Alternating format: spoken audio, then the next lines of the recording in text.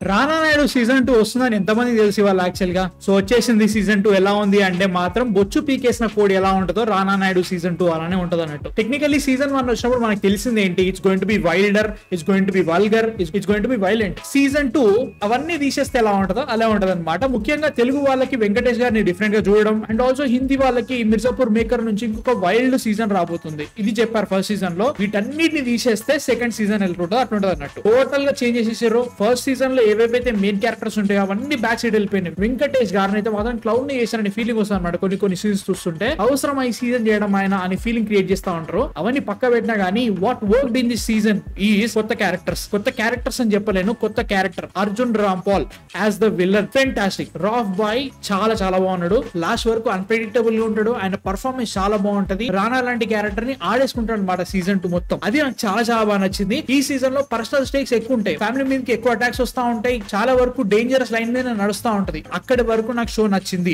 అది తప్ప మిగతాదంతా బొక్కలా ఉంది. కొత్త క్యారెక్టర్స్ ఇంట్రొడ్యూస్ చేశారని చెప్పాను చూసావా, ఓబరాయ్స్ అని చెప్తారు. ఓబిని పక్కన నూకేసారు. ఈ ఓబరాయ్స్ లో కృతిక్ అర్బందా ఉంటది అన్నట్టు.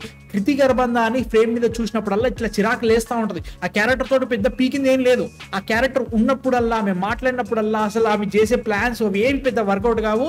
అయ్యి ఎందుకున్నావు అక్క నువ్వు, నాకు అర్థమే కావట్లేదు అని ఫీలింగ్ వస్తుంది అనమాట. And also every Hindi Netflix show నుంచి ఖచ్చితంగా ఒక చీటింగ్ స్కాండల్ జరగాలి. దీనిలోనూ అదే జరుగుతూ ఉంటది. రానా నాయుడు 1 లోనూ అదే జరుగుతూ ఉంటది. బట్ ప్రాబ్లం ఏంటంటే నువ్వు దేనికి ఫీల్ కావు. ఎమోషన్స్ పడతా ఉంటాయి. ఆ ఎమోషన్స్ నీకు ఎక్కువ. ఇంపార్టెంట్ క్యారెక్టర్స్ అన్ని పెద్ద పెద్ద ప్రాబ్లంలు పడతా ఉంటాయి. ఆ బొక్కలే అయితే ఏమైతే అని ఫీలింగ్ క్రియేట్ చేస్తా అనమాట. హైలైట్ ఏంటంటే నువ్వు ఫస్ట్ సీజన్ చాలా వరకు మర్చిపోతా ఉంటావు. దానికి దీనికి ఏమైనా సంబంధం ఉందా అంటే నువ్వు అది మర్చిపోయిన పెద్ద ఫరక్ ఏమన్నదని ఫీలింగ్ క్రియేట్ చేశారు. That is the biggest problem of the season. Mirzapur గానీ, ఇన్సైడ్ ఎడ్జ్ గానీ దాని రైటింగ్ వైజ్ గా చాలా చాలా డీప్ గా ఉంటాయి అన్నట్టు. రానా నాయుడు సీజన్ 1 అలా ట్రై చేశారు. కాకపోతే ఇప్పటివరకు మనం వెంకటేష్ గారిని అలా చూడకపోయేసరికి మనకి వెగట్ పుట్టింది. అండ్ ఆల్సో ఇప్పుడు ఆ బూతుల్ని తగ్గిద్దాం అని చెప్పేసి చాలా వరకు టోన్ డౌన్ చేసి పెట్టిర్రు. దాని వల్ల అడిదికు మిర్జాపూర్ ఎఫెక్ట్ రాలేదు. ఇడిదికు మన తెలుగు సినిమా తెలుగు సిరీస్ చూస్తున్నట్టు అనిపించలేదు.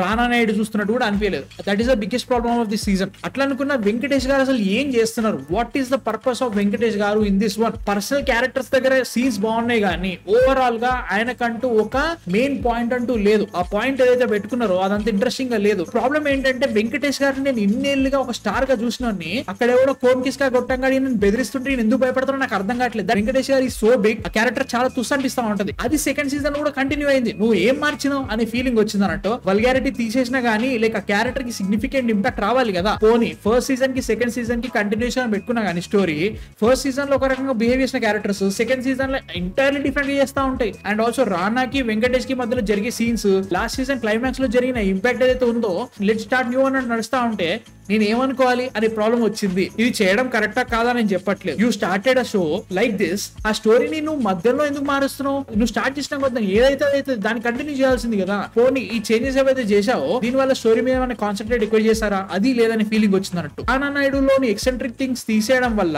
ఈ స్టోరీ ఇంకా జనరిక్ అయిపోయిందని ఫీలింగ్ వచ్చింది అన్నట్టు. ముఖ్యంగా జాఫా క్యారెక్టర్ అయితే మాత్రం ఆగం పట్టించేసారు. ఫస్ట్ సీజన్ లో ఎలా ఉండే ఆ క్యారెక్టర్, ఫస్ట్ సీజన్ లో ఏవేవైతే ఉన్నాయో వాటన్నిటిని స్ట్రిప్ చేసేసి కొత్తగా రాశారు. దానంత జనరిక్ ఇంకేది లేదు అన్నట్టు. 5.5 hours తెలుగు డబ్బింగ్ లో చూడలేదు, హిందీలో చూసాను. తెలుగు కూడా సరిగా వాళ్ళే దీంట్లో. That is the biggest problem for me. Telugu characters పెట్టుకుని ఫస్ట్ సీజన్ లో అయినా తెలుగుని చాలా బాగా వాడినట్టు అనిపించింది అక్కడక్కడ. ఇక్కడ అది కూడా లేదని ఫీలింగ్ వచ్చింది. Apart from Arjun Rampal and also కొన్ని సీన్స్ తప్ప నాకు ఇంకేది వర్కౌట్ కాలేదు. మీరు ఈ అడల్ సీన్స్, బూత్లు, వైలెన్స్ తీసేయడం వల్ల రానా నాయుడు ప్యూర్ చేశారు అనుకున్నారేమో. ఈ అడల్ సీన్స్ తో పాటు రానా నాయుడు సోల్ తీసేశారనే ఫీలింగ్ వచ్చి నాకు చూస్తుంటే మాత్రం. టెక్నికల్ వైజ్ గా పిక్చర్ జనరిక్ ఉంటది, పెద్దగా ఏమనిపించలేదు, పెద్దగా ఇంప్రూవ్మెంట్ కూడా ఏం జరగలేదు అన్నట్టు.